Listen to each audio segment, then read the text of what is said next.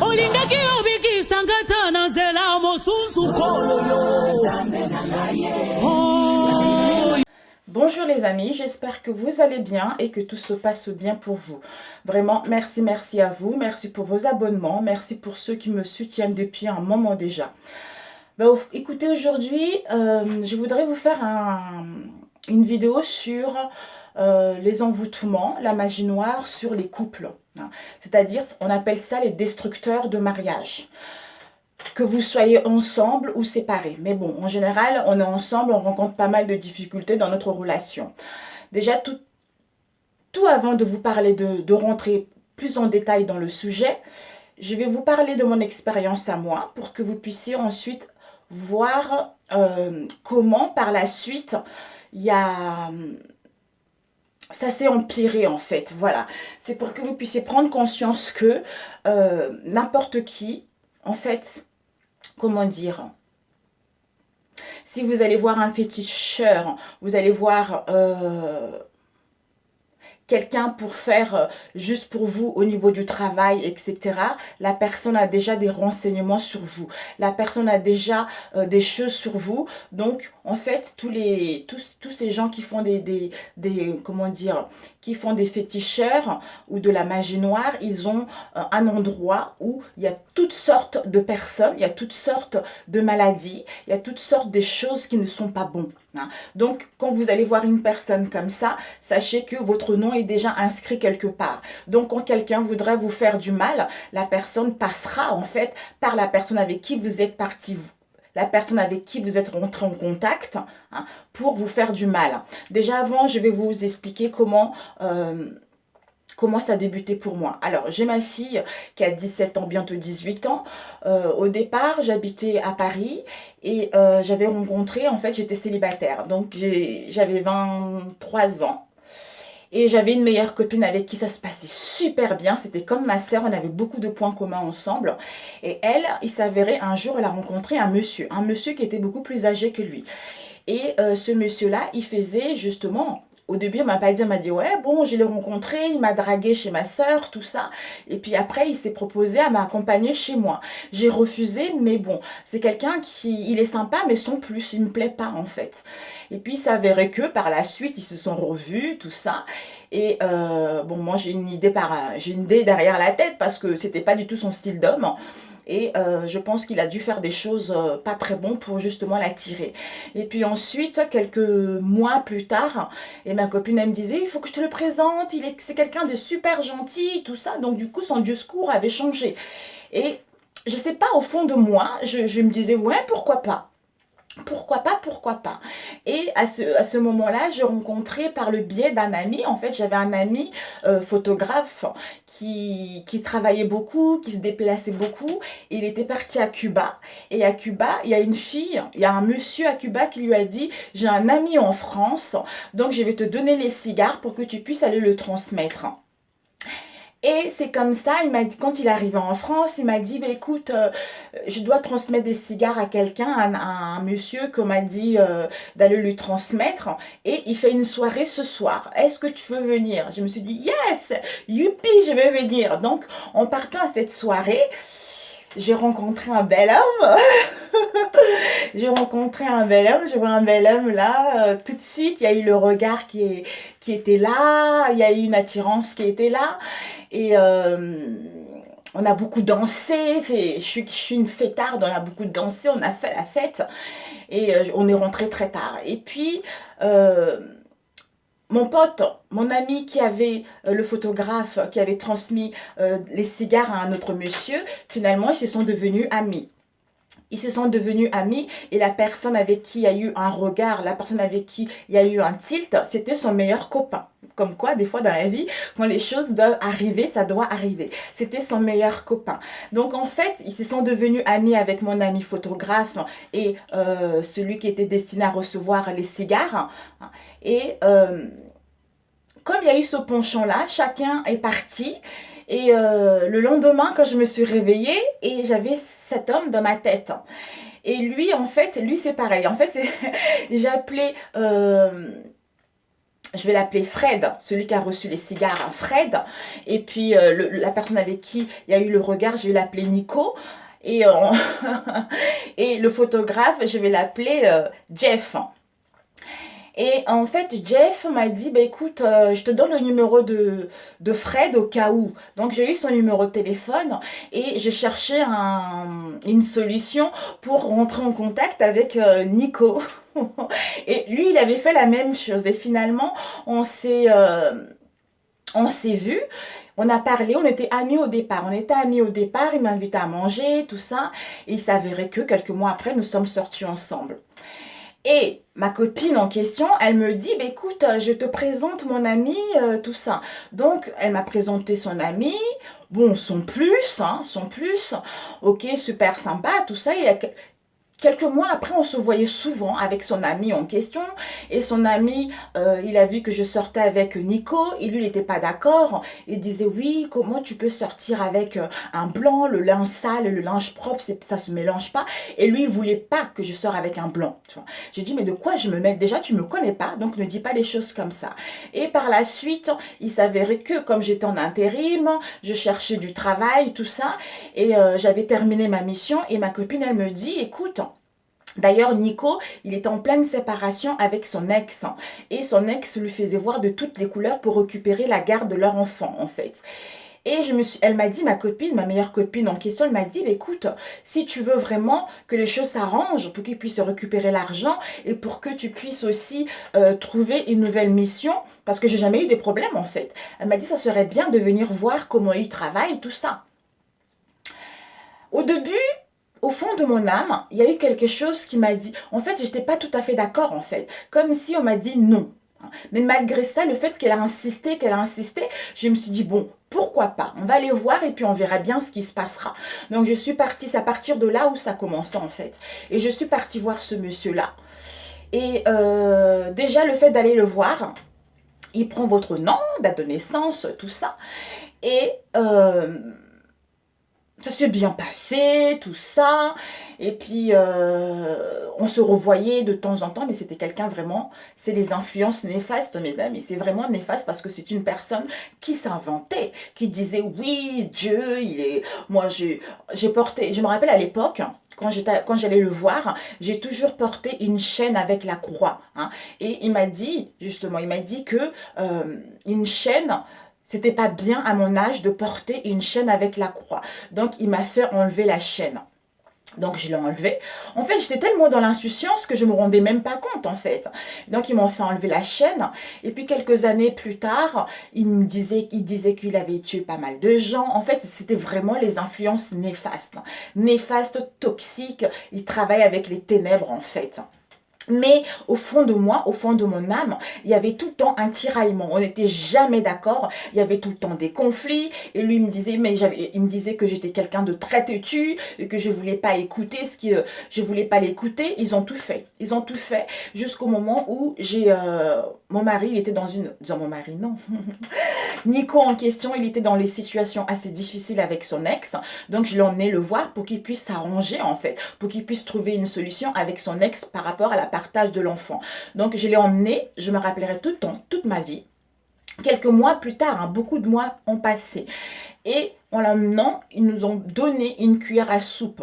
Ils ont dit, écoutez, on va vous donner ça pour que vous puissiez en fait nettoyer toutes les impuretés que vous avez accumulées ces dernières années.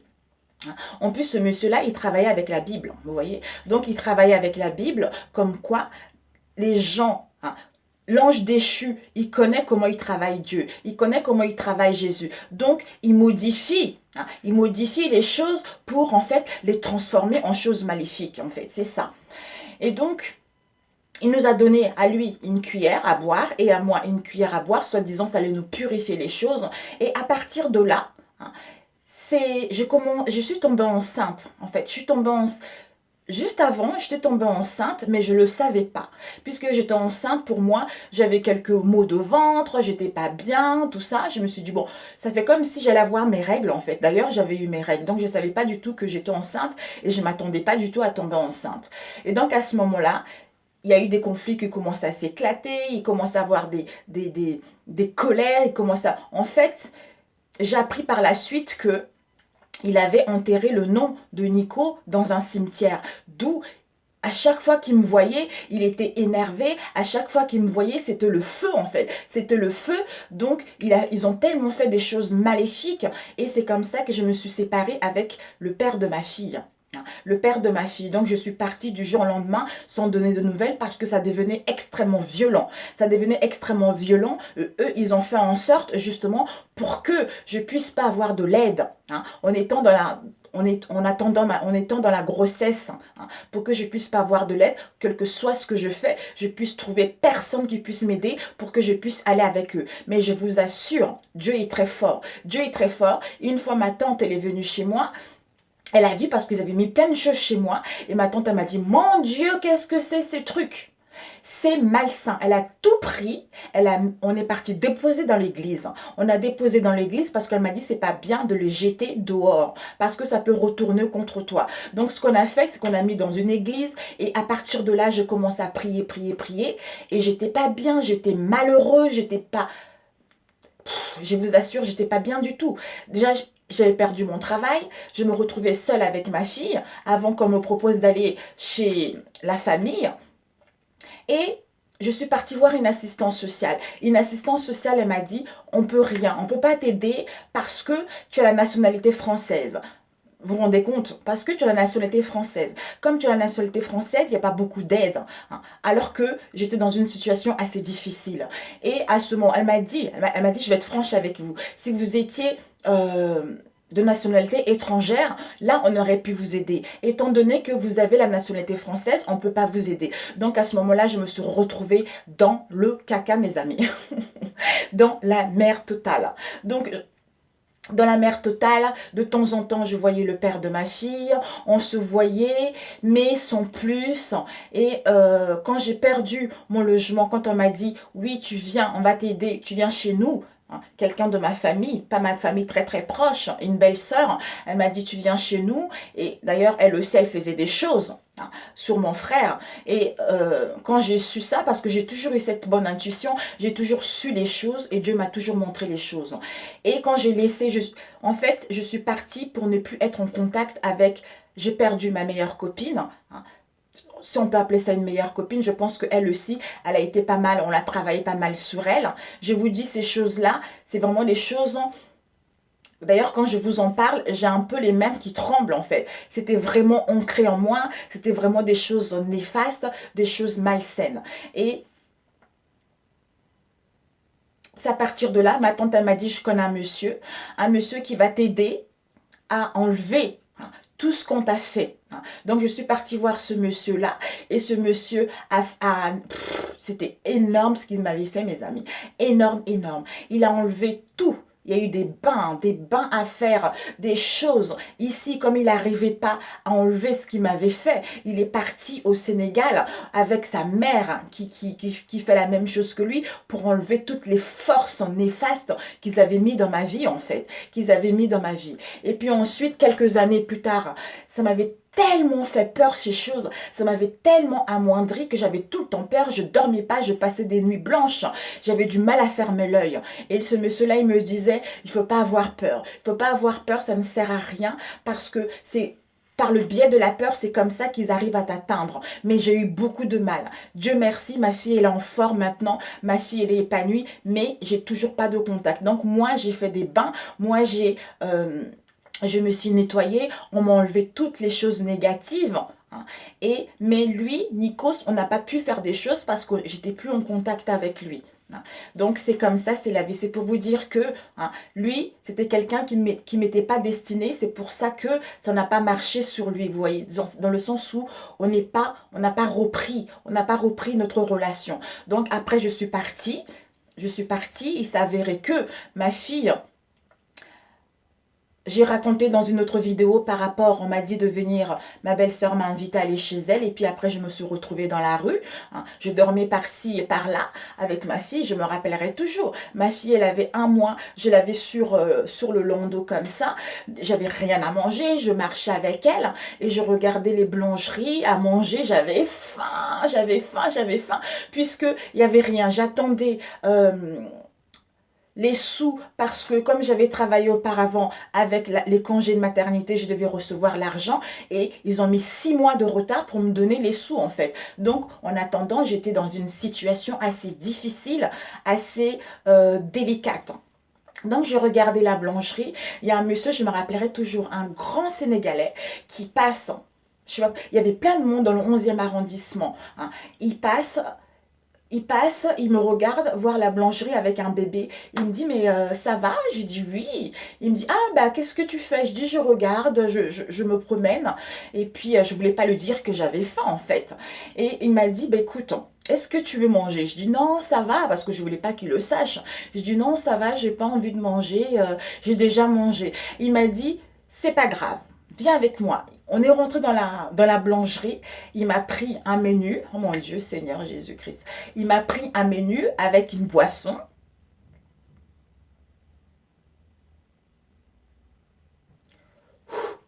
Il m'a pris un menu avec une boisson et ensuite il m'a dit bon appétit, il est parti, je ne l'ai plus jamais revu. Je ne l'ai plus jamais revu et ça, je le remercierai tout le temps. Un inconnu, c'est Dieu, c'est Jésus qui l'a mis sur mon chemin pour me donner à manger. Donc, je suis partie et c'est comme ça que j'ai commencé à aller mieux. C'est comme ça que j'ai commencé à m'en sortir hein, avec les prières, tout ça. Ma tante, elle m'a donné la Bible, tout ça. Et de temps en temps, j'allais voir ce monsieur qui m'avait enlevé toutes les choses négatives. Et ils ont travaillé pendant des années comme ça, à essayer de me récupérer, mais ils n'ont jamais réussi à me récupérer. Et puis après, bon, ma fille commençait à grandir à l'âge de 2 ans et demi. Je changeais des villes, j'ai travaillé. C'est là où j'ai rencontré mon mari actuel. Et mon mari actuel, quand on s'est rencontrés, il sortait avec une autre fille. Et cette autre fille, elle avait fait plein de choses. Elle avait fait plein de choses parce que lui, il sortait des difficultés de son mariage. Et par rapport aux difficultés de son mariage qui sortait, il rencontrait des difficultés dans son mariage. Et comme il rencontrait des difficultés dans son mariage, c'est là, à ce moment-là, il a rencontré cette fille-là. Hein. Donc, elle avait fait plein de choses de magie noire. Hein. De magie noire. Hein. Elle est partie voir un hammam. Il lui a fait boire des choses sales. Elle envoûtait. Ça a duré 3 ans, mes amis. Ça a duré 3 ans, cette histoire. Du jour au lendemain, il s'est cassé, il est parti, il a laissé. Et donc, après, c'est là où on se rencontrait 1 an ou 2 ans après. Et après, quand elle a su qu'il était avec moi, elle est revenue encore faire plein de choses. Faire plein de choses. Et comme moi, j'allais voir le monsieur qui m'avait enlevé des choses négatives, il m'a dit, oula, oula, elle a envoûté d'un truc. Elle lui a mis des choses dedans, maléfiques, des choses incroyables. Mais moi, il m'a dit, je vais te donner les bains à faire. Donc, j'ai fait des bains, j'ai prié. Et ma tante, elle m'a dit, tu sais, qu'est-ce que tu fais? Tu prends l'eau bénite. Quand tu fais à manger, tu mets de l'eau bénite là-dessus pour que justement ça puisse enlever déjà les détritus qu'on lui a donné, tout ce qu'il a mangé. Et c'est ce que j'avais fait, mais mes amis. Déjà, comme il avait dormi avec moi, j'ai entendu le ventre qui travaillait. Il n'était pas bien. En fait, ça nettoyait toutes les choses qu'il avait mangées qui n'étaient pas bons. Donc cette histoire avait duré 3 ans. Et puis après, elle a vu, comme moi je priais, mais je n'étais pas sérieusement là-dedans.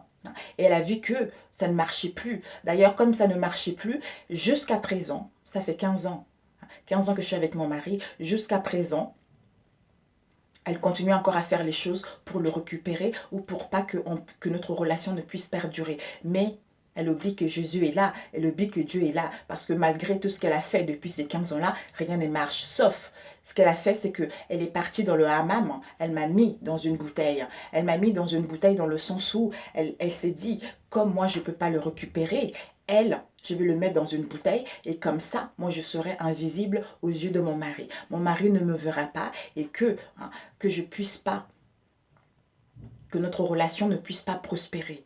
Pour que lui soit radin avec moi, pour que lui, il me donne rien. Donc en fait, le départ de notre mariage, le départ de notre relation, c'est assez difficile. Déjà, sa mère ne m'acceptait pas.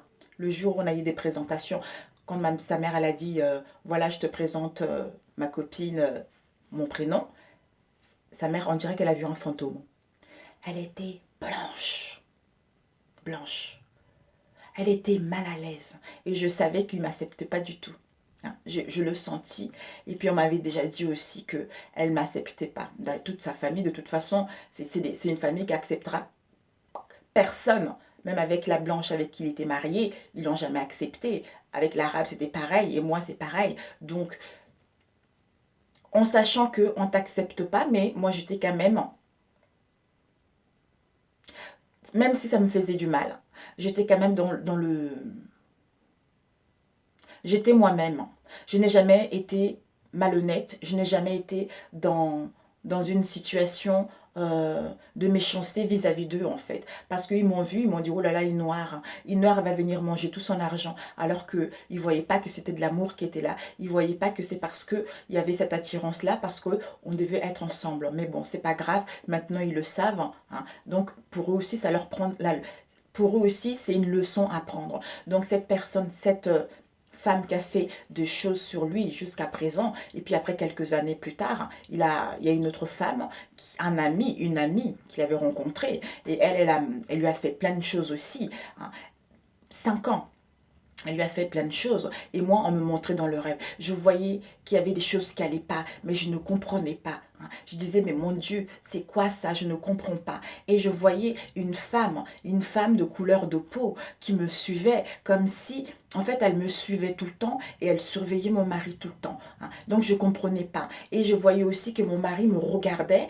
Il y avait des gens à l'extérieur qui me donnaient des coups et mon mari ne venait pas me défendre en fait. Donc j'étais embrouillée, je ne comprenais pas. Et à cette époque-là, il n'y avait personne pour m'expliquer réellement ce que ça voulait dire en fait. Ça voulait dire. Donc j'ai consulté des gens sur YouTube, comme je l'ai déjà dit, sur une autre vidéo. Ces personnes-là m'ont dit oui, tout se passe bien, il a rencontré quelqu'un, c'est l'amour fou, machin, tout ça. Alors que c'était pas du tout ça. Dans mes rêves, on me disait non, ne les écoute pas, ce n'est pas sincère. Même le monsieur qui m'a enlevé des choses, dans mes rêves, on me disait ne l'écoute pas. Ne l'écoute pas parce que ce n'est pas la vérité ce qu'on te dit. Donc je me suis dit, mais ça fait 15 ans que je le connais, comment ça, c'est pas la vérité par rapport à ce qu'il me dit. Donc j'étais perdue, j'étais perdue, j'étais perdue. Et donc cette fille-là, je voyais que elle surveillait mon mari dans les transports en commun. Et mon mari ne faisait même pas attention à elle. Et elle rentrait dans le train. Et moi, je rentrais dans le train. Et elle était à côté de moi comme si elle m'avait mis un féticheur derrière l'oreille, en fait. Et puis, je me voyais que... Désolée, je me voyais que... après, je me retrouvais dans un endroit, il y avait toute ma famille. Il y avait toute ma famille et il y avait mon frère. Il y avait un grand feu. Un grand feu. Et je vais voir mon frère avec cette femme de couleur à côté de moi. Et mon frère... il avance vers moi, il me dit, mais t'as quelque chose là, t'as quelque chose ici, c'est quoi ça que tu as ici? Mon frère l'enlève, en fait c'était des trucs des fétiches, mon frère me l'enlève derrière l'oreille et il le met à feu. Après je me dis, mais comment ça se fait que mon frère il a vu le truc féticheur que j'avais ici, alors que cette fille là qui est avec moi, et elle n'a pas vu? En fait c'est parce qu'elle avait fait des choses sur moi. C'est parce qu'elle avait fait des choses sur moi, beaucoup de choses sur moi. Elle voulait récupérer ma maison, elle voulait que mon mari et moi se séparent. Donc quand c'est comme ça, ils mettent de la colère, ils mettent de la pauvreté dans votre relation, des conflits permanents. Donc c'est quelque chose, en fait, ça vous êtes hors de vous. Vous êtes hors de vous, c'est tellement brûlant, c'est tellement maléfique qu'il y a constamment des colères, il y a constamment de l'énervement. En fait, vous n'arrivez plus à vous entendre, en fait. Parce que l'autre, il est dans l'illusion, c'est-à-dire dans la distorsion. Dans la distorsion de l'image, il transforme les choses. Et vous voyez la vérité. Donc c'est ça, lui, il ne vous comprend pas et vous ne le comprenez pas. Donc ça fait des conflits permanents, ça fait une mésentente permanente en fait. Parce que lui, il est endormi, il ne voit pas la vérité. Et vous savez la vérité. Donc c'est ça qui est plus difficile. Donc ça a été extrêmement dur pendant longtemps. Et puis jusqu'au jour où j'en ai marre, parce que je ne comprenais pas. Je disais, mais Seigneur, comment faire? J'ai prié. Donc, je devais aller passer le week-end chez mon frère. Il s'est remarié, mon frère. Il a une femme qui est merveilleuse. Elle prie beaucoup. C'est là où je lui ai expliqué que j'en pouvais plus. Je lui ai expliqué la situation. Elle m'a dit, non, tu ne vas pas faire ça.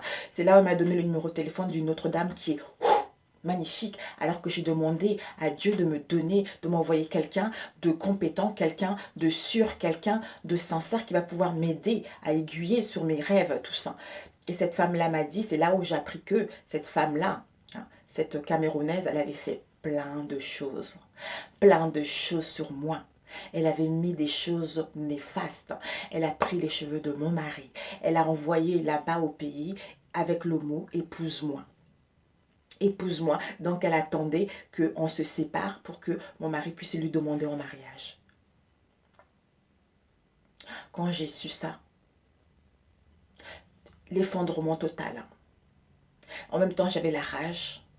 En même temps, j'avais la rage dans le sens où je me suis dit depuis toutes ces années, comment elle a pu faire ça, quelqu'un que je ne connais pas. Comment ils peuvent réussir à faire ça. Et ma belle-sœur, des fois, me disait, tu sais, des fois, entre marabouts, ils se connaissent. Hein. Ils se connaissent quand ils ont besoin de quelque chose. Ils demandent à quelqu'un et puis quelqu'un, il demande à un autre ou quelqu'un d'autre, il va le voir et s'il veut faire des choses sur toi, ils se connaissent entre eux. Après, je me suis dit, sans plus, en fait. Je me suis dit, ouais, peut-être. Peut-être. Mais j'ai prié, mes amis. Ma belle-sœur m'a donné un livre de prière. Elle m'a dit, tu te mets à fond. Hein. Donc, les destructeurs de mariage. J'ai prié pendant 3 mois. J'ai prié. Et elle, comme tu pries, eux, ils savent que tu pries. Donc, il y a encore les attaques. On t'attaque. Donc, de temps en temps, comme tu pries, ça va bien. Et puis, à un moment, ça repart. Des conflits, des attaques, les conflits. Donc, c'est non-stop. Il y a un moment, tu as envie de baisser les bras. Heureusement que je n'étais pas seule. J'avais cette belle-sœur qui est là, qui m'aidait, avec Notre-Dame, qui m'aidait à remonter la pente. Donc, à chaque fois, j'avais envie de baisser les bras. Elle me disait, non, tu reprends les prières. C'est sans les attaques. Donc, tu ne vas pas te laisser faire. Et donc, je priais. Et là, tout récemment, on partait en voyage. Et dans ma tête, je demandais, mais Seigneur, qu'est-ce que je dois apprendre de cette situation? Mais comment ils arrivent à faire du mal aux gens? Comment ils se prennent?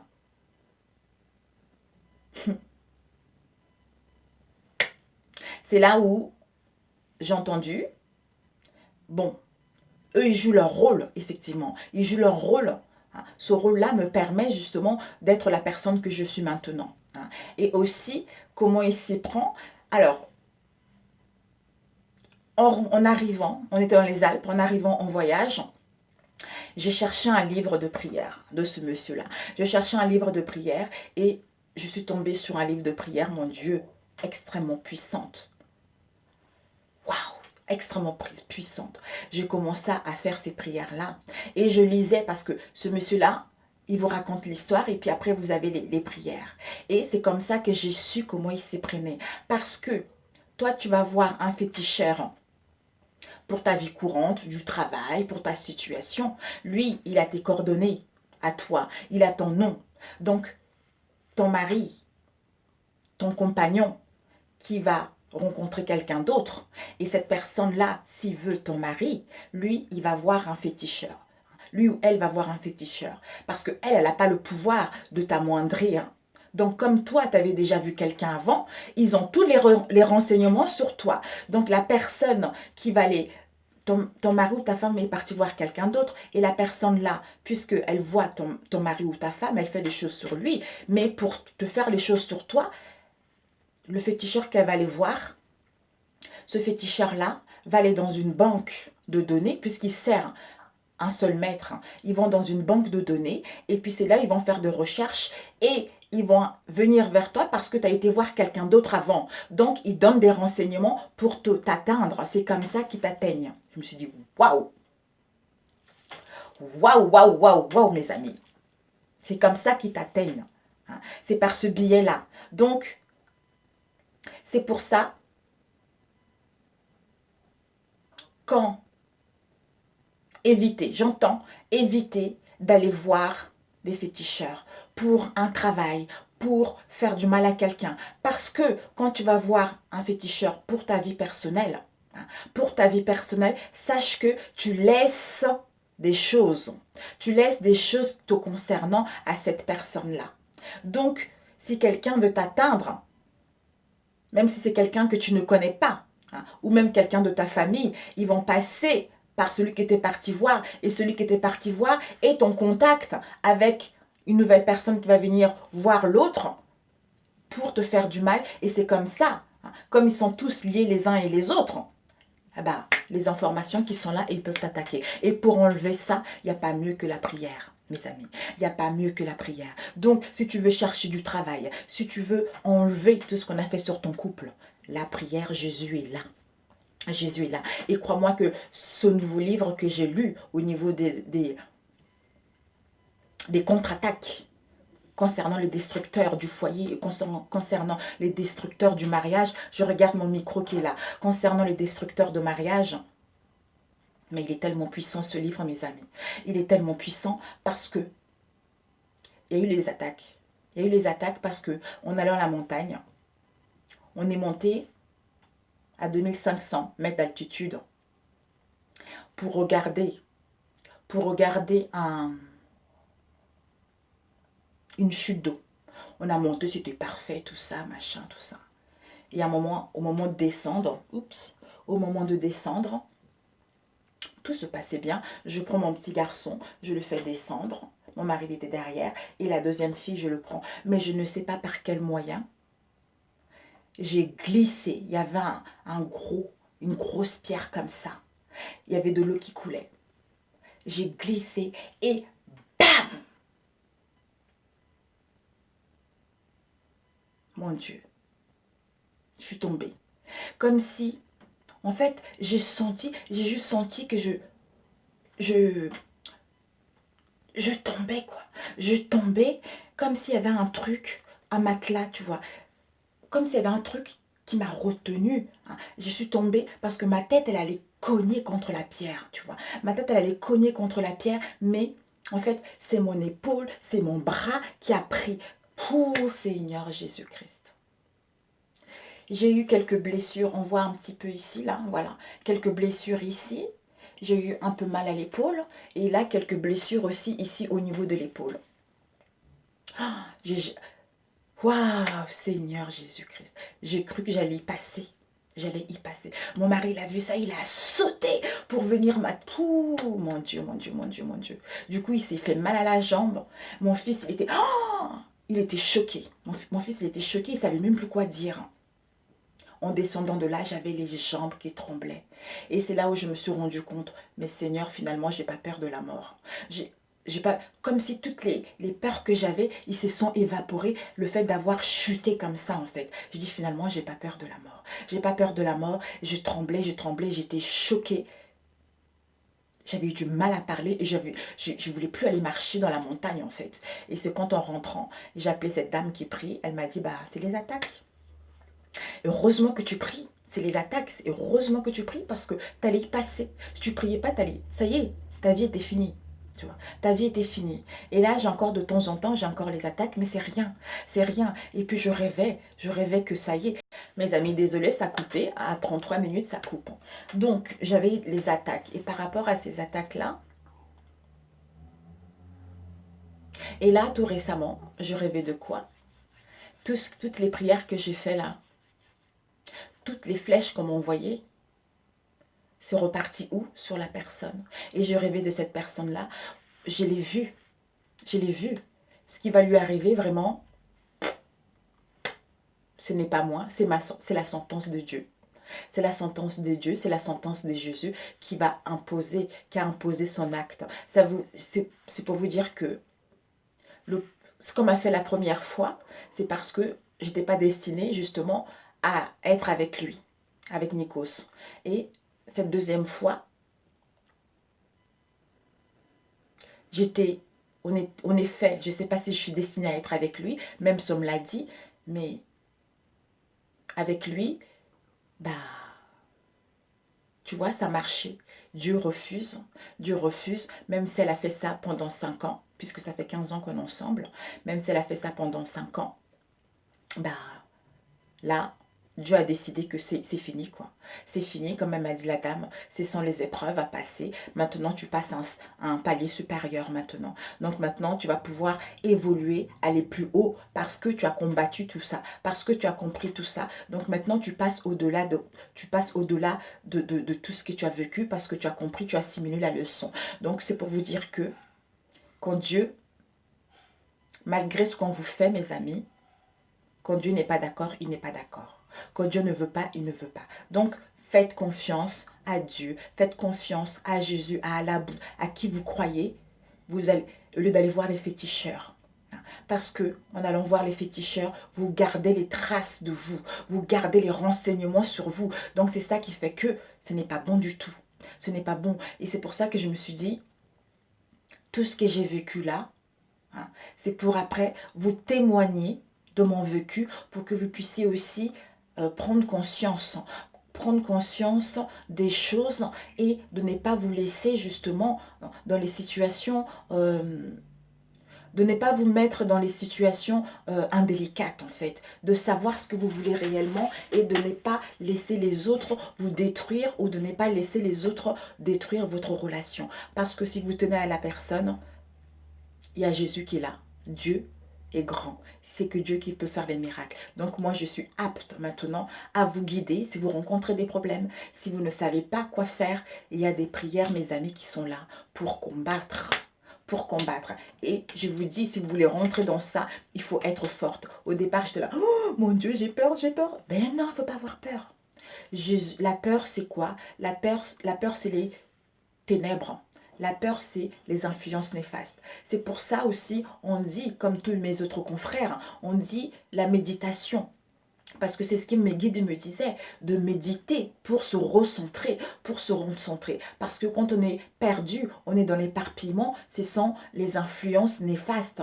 Donc ça nous déstabilise, on n'est pas bien, on réfléchit tout le temps, on est tout le temps dans la tristesse, on est tout le temps en colère. Alors que quand on médite, on est centré, on est aligné avec notre moi intérieur, donc on ne peut pas dévier, on est bien moralement, on est bien physiquement. Donc c'est important de vraiment de vous écouter et surtout au niveau des rituels aussi, ce que j'ai appris au niveau des rituels, mes amis. Je pense que je ne savais même pas que tout ça existait. Vous êtes là, vous êtes bien. Il y a des gens qui peuvent détourner parce que les gens, ils savent que vous avez ce potentiel-là. On a tous notre propre bonne étoile. Dieu nous a mis des richesses sur cette terre. Mais comme il y a des gens qui ne sont pas sincères, il y a des gens qui savent que vous êtes quelqu'un de rayonnant, vous êtes quelqu'un de splendide, vous avez cette bonne étoile en vous. Donc, il y a certaines personnes qui vont faire en sorte de modifier votre étoile, de déformer votre étoile. Parce que les bienfaits que Dieu vous a donnés. Les bienfaits que Dieu vous a donnés, les richesses que Dieu vous a données. Donc les gens, ils vont modifier votre étoile en faisant les incantations, en allant faire des rituels avec la lune, avec le soleil. Donc tout ça, mes amis, quand vous faites des rituels, c'est pour ça, faites attention quand vous faites les rituels. Parce que quand vous faites des rituels, vous ne savez pas qui se cache derrière. Vous ne savez pas à qui vous avez affaire. Donc c'est important. C'est important. Les rituels, moi je pense que il n'y en a même pas besoin, j'entends, il n'y en a même pas besoin. Parce que vous avez cette force en vous, vous avez vous êtes le maître de votre destinée. Vous voulez chasser des choses négatives, prenez une feuille de laurier. Une feuille de laurier sèche, brûlez-la. Ça va purifier votre maison. Prenez du gros sel, mettez entre les portes les portes de la maison pour pas que les énergies négatives puissent rentrer. Donc, il faut tout le temps purifier la maison. Si vous avez du mal à dormir, prenez 3 grammes de sel, vous prenez là et vous mettez en dessous de votre lit, ça va vous apaiser. En fait, ce sont des choses qui sont simples et on n'a pas besoin de faire les incantations, on n'a pas besoin de mettre des choses, congeler les gens, on n'a pas besoin de... Tout ça, mes amis, je vous assure, ce n'est pas bon. Ce n'est pas bon, donc il faut faire extrêmement attention. Attention à ce que vous faites, parce que quand on est... D'ailleurs, comme disait ce monsieur-là, on ne peut pas faire semblant de rester dans l'ignorance. On ne peut pas faire semblant de rester dans l'ignorance parce qu'il y a des choses qu'on doit prendre connaissance pour justement aller bien. Parce qu'on a toute cette possibilité, on a tout droit à l'abondance, à la richesse, à une relation digne de confiance, à une relation épanouissante. Même si on rencontre des problèmes, c'est pas grave, c'est la vie, c'est ce qu'on est venu expérimenter sur cette terre. Donc, on a tout sur cette terre. Dieu est tellement magnifique, il nous a tout donné. Mais le fait d'avoir des gens un peu, c'est ça aussi le leçon de la vie. D'ailleurs, c'est ce qu'on m'a dit. J'ai dit, mais pourquoi j'ai vécu ça? On m'a dit, c'est parce que il fallait que il fallait que tu vives tout ça pour savoir ce qui est bien et ce qui n'est pas bien. Et pour savoir, pour reprendre le contrôle de ta vie et créer ton propre film par la suite. Donc, c'est pour ça que je vous transmets aussi les messages pour que vous puissiez reprendre le contrôle de votre vie et écrire votre nouveau film. D'où c'est important. C'est vraiment important. Quand j'ai vu ça, je me suis dit, waouh, mon Dieu, Seigneur Jésus-Christ, merci. Tu te poses une question, tu as besoin de réponses, demande à Seigneur, demande à Jésus, tu vas voir toutes les réponses que tu veux. Tu vas voir, en fait, on a tout ici. Quand on est centré, on fait la méditation, on est ancré, on peut réceptionner les messages. On peut réceptionner les messages, on est à l'écoute de soi-même et notre corps, notre âme nous envoie des messages. Quel que soit le biais, mais les messages arrivent, les informations arrivent par rapport à la situation dans laquelle tu es, par rapport aux informations que tu as besoin dans ta situation actuelle. C'est ça qui fait que c'est très important. Donc, l'envoûtement, n'ayez pas peur, mes amis. N'ayez pas peur parce que vous êtes plus fort que ça. Parce que vous êtes le mari ou la femme de la maison. Donc, ce qui se passe à l'extérieur, que ça soit une tierce personne, que ça soit l'entourage proche ou pas, vous avez cette capacité et ce pouvoir-là de contrecarrer. De contrecarrer et de faire barrage. Et de faire barrage et d'en finir avec ça. Voilà, tout simplement. Mes amis, écoutez, je vais vous faire un petit... Vous entendez un peu de bruit, c'est mon mari qui est rentré. Qu'est-ce que je peux vous transmettre comme message par rapport à ce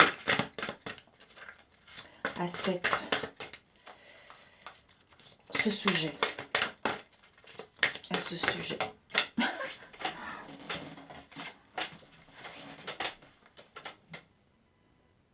Guérison. On vous dit, vous êtes en pleine guérison au niveau de votre cœur. Vous êtes en pleine guérison pour aller vers la pureté, vers la sincérité de vous-même et dans vos relations. Vous allez trouver un équilibre. Vous allez vous épanouir. Vous allez être à l'écoute de votre être profond. Parce que vous êtes devenu cette belle personne, parce que vous avez compris la leçon, parce que vous voulez évoluer, parce que vous voulez avancer, vous voulez comprendre certains mystères, vous voulez aller de l'avant. Laissez le passé derrière pour évoluer vers quelque chose de positif. D'où vous êtes en pleine guérison, on vous dit, il y a des retrouvailles avec votre véritable nature. Écoutez, voilà. Voilà. Une autre carte. S'il te plaît. Ah.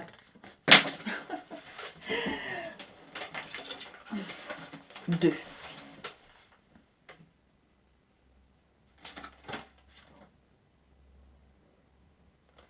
On a eu l'arbre de vie et le rêve. Le rêve nous parle de l'émotionnel, de l'inconscient, des choses enfouies, de notre intuition, de nos vraies racines, de nos vraies valeurs, ou de ce qui était sombre, ou tout ce qui était caché également. Il y a des révélations qui arrivent. Par rapport aux rêves, il y a des révélations. Et on vous dit d'être dans la perspicacité, d'aller à la découverte de quelque chose d'inconnu que vous ne voyez pas jusque-là, que vous avez omis de savoir, que vous n'avez pas voulu savoir, vous en face de vous. Donc, il y a des révélations de votre être profond ou de révélations par rapport à une situation. Et ici, nous avons eu l'arbre de vie. L'arbre de vie nous parle de l'équilibre, nous parle de l'infini, nous parle de quelque chose qu'on a porté depuis longtemps, où on retrouve nos croyances, on retrouve notre famille d'âme, d'où cet infini qui nous permet d'aller vers l'équilibre. L'arbre de vie nous parle de la créativité. vous allez vers votre destinée. Vous allez vers la magie de la vie. Vous êtes cette belle personne qui va mettre en place une idée créative, qui a beaucoup d'idées créatives. Et on vous dit, par rapport à cette idée créative, par rapport à ce projet créatif, il y a de l'abondance, il y a de la fertilité. Parce que maintenant, vous êtes devenu adulte. Maintenant, vous êtes apte à évoluer. Maintenant, vous êtes plus dans la dépendance malsaine ou en face de vous. D'où maintenant, ça y est, la nouveauté arrive. Ça y est, le renouveau arrive par rapport à cet art de vie. D'où la guérison. Voilà, la guérison.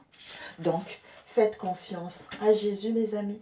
Faites confiance à Jésus parce que les choses vont évoluer vers un mieux. Sur ce, je vous embrasse. Sur ce, je vous souhaite une bonne journée, une bonne soirée, une bonne matinée, quel que soit le moment que vous allez regarder cette vidéo. Si vous devez tomber sur celle-là, ben c'est parfait. C'est que vous devez entendre quelques messages. Ça peut être une phrase, ça peut être... En général, c'est une phrase ou peut-être que vous avez été dans cette situation ou vous êtes actuellement dans cette situation. Mais quand ce n'est pas une vidéo par curiosité pour voir ce que l'autre fait en fait. C'est plutôt toi qui as vécu cette situation ou qui est en train de vivre cette situation. Peut-être que ça peut t'aider justement à détecter ce qui n'allait pas. Ou pour justement éradiquer à ce problème et aller vers un mieux tout simplement. Voilà. Donc ne lâche rien. Fais confiance à Jésus. Il n'y a que le positif qui arrive. Tu es le maître de ta vie. Donc ne te laisse pas abattre. Les choses vont rentrer dans l'ordre. Voilà. Sur ce, je t'embrasse très fort. Je te souhaite une bonne journée. Merci, merci, merci. Et puis, à très bientôt. Ciao, ciao.